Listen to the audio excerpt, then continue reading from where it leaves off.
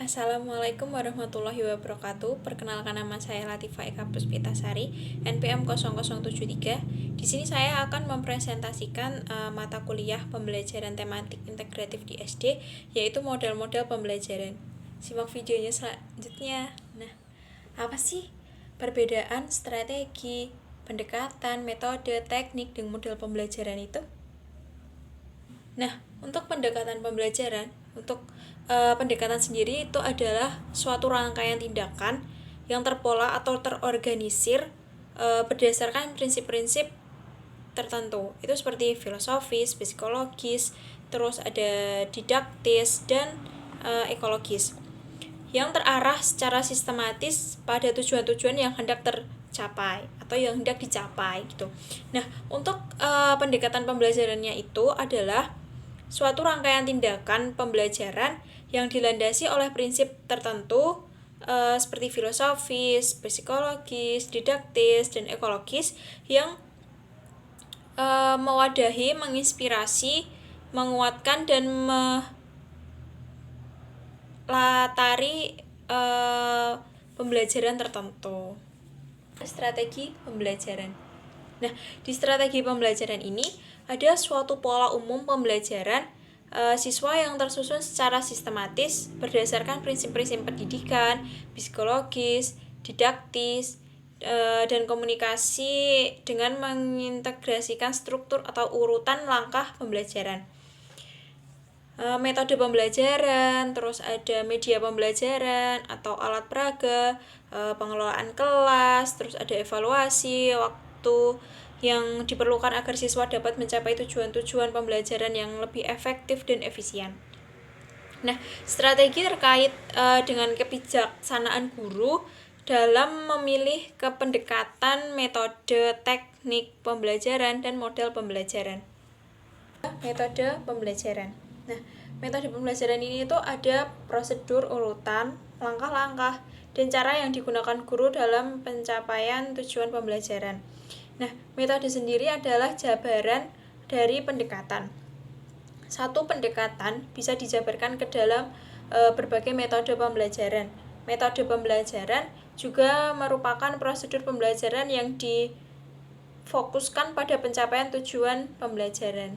Selanjutnya itu ada teknik pembelajaran. Nah, teknik pembelajaran ini adalah cara-cara konkret yang dipakai saat proses pembelajaran berlangsung. Guru dapat berganti-ganti teknik pembelajaran meskipun dalam koridor metode yang sama. Satu metode dapat diaplikasikan menjadi beberapa teknik pembelajaran. Ada model pembelajaran. Nah, model sendiri adalah suatu bentuk tiruan atau replika dari satu benda yang sesungguhnya.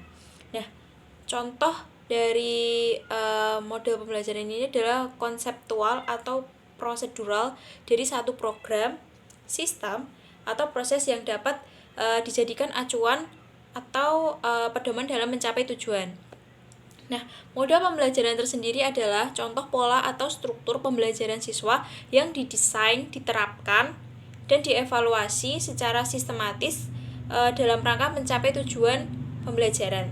Nah, satu contoh bentuk pembelajaran yang tergambar dari awal sampai akhir yang disajikan secara khas oleh guru kelas. Nah, dalam model pembelajaran tersebut terdapat strategi pencapaian kompetensi siswa dengan pendekatan, metode, teknik pembelajaran. Ya, ada kesimpulan. Nah, ini kesimpulan dari pendekatan pembelajaran, model, strategi, dan metode. Nah, yang pertama itu ada model. Model adalah gambaran proses pembelajaran yang disusun secara sistematis berdasarkan berbagai prinsip atau teori belajar yang digunakan untuk mengorganisir pengalaman belajar agar tujuan pembelajaran tercapai. Nah, ini misalnya contoh pembelajaran konstektual atau pembelajaran berbasis masalah atau PBM. Nah, yang kedua itu ada pendekatan.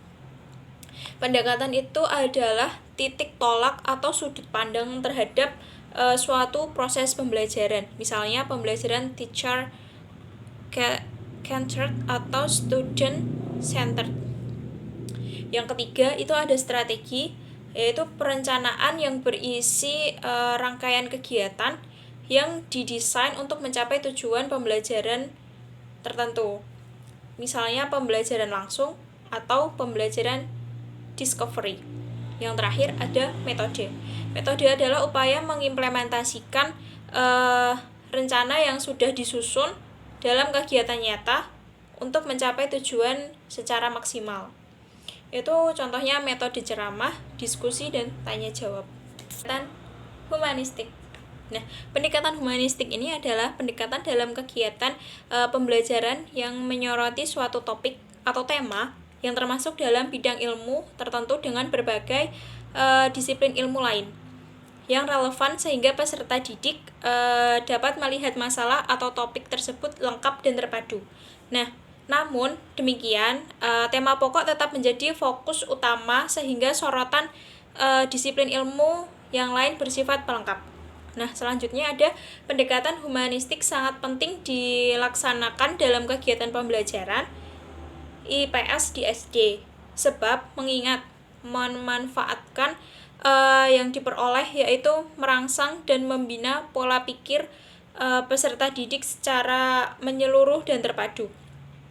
Tujuan pembelajaran penerapan pendekatan humanistik adalah agar peserta didik dapat menelaah dan memahami suatu masalah dari berbagai sudut pandang yang pada akhirnya mereka dapat menarik kesimpulan secara terpadu dan menyeluruh. Pendekatan wilayah dan pendekatan waktu.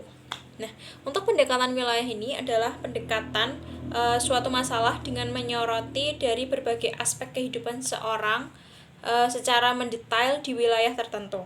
Tujuannya untuk memberikan pengertian kepada peserta didik secara terpadu mengenai suatu masalah di setiap wilayah tertentu. Yang kedua, pendekatan wilayah adalah pendekatan yang digunakan dalam kegiatan pembelajaran IPS mengenai suatu wilayah ditinjau dari berbagai aspek kehidupan yang ada di wilayah secara mendalam yang merupakan kekhasan wilayah tersebut dengan menggunakan kata tanapa, kenapa, apa, di mana, kapan, mengapa, dan bagaimana sehingga dapat membedakan dengan wilayah di sekitarnya. Nah, untuk pendekatan kurun waktu itu di dalam kegiatan pembelajaran IPS dapat melatih peserta didik untuk berpikir secara kronologis dan sistematis dalam menghadapi permasalahan hidupnya. Nah, penerapan pendekatan kurun waktu ini dalam kegiatan ini belajar mengajar, peserta didik mempelajari sejarah. Di dalam sejarah ada 3 konsep mengenai waktu yang berdasarkan pola ruang, berdasarkan matematis, dan berdasarkan asosiasi. Pendekatan metode proyek. Metode proyek adalah suatu jenis kegiatan memecahkan masalah yang dilakukan oleh perseorangan atau kelompok kecil. Dalam metode proyek ini biasanya dihasilkan produk nyata seperti peta, market, diorama yang mempunyai nilai intrinsik bagi peserta didik yang menghasilkan. Nah, di dalam metode proyek ini harus memperhatikan 1.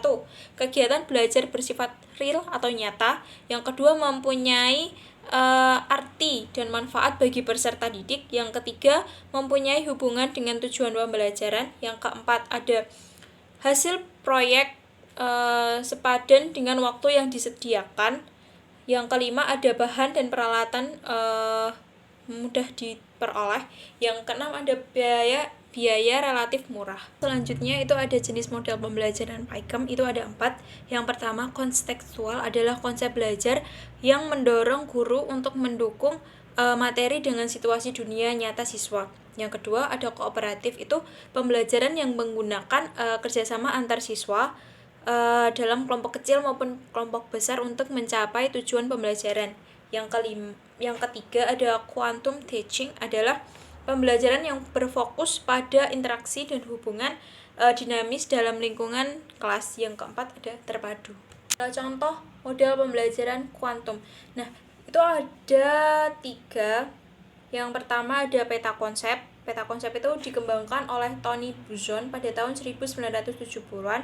yang berdasarkan pada kinerja otak. Yang kedua ada teknik memori, itu adalah memasukkan informasi ke dalam otak yang sesuai dengan cara kerja otak. Yang ketiga ada teknik akronim atau jembatan keledai, itu teknik menghafal dengan cara mengambil huruf depan dari materi yang ingin diingat dan kemudian digabungkan sehingga menjadi singkatan atau kata dan kalimat.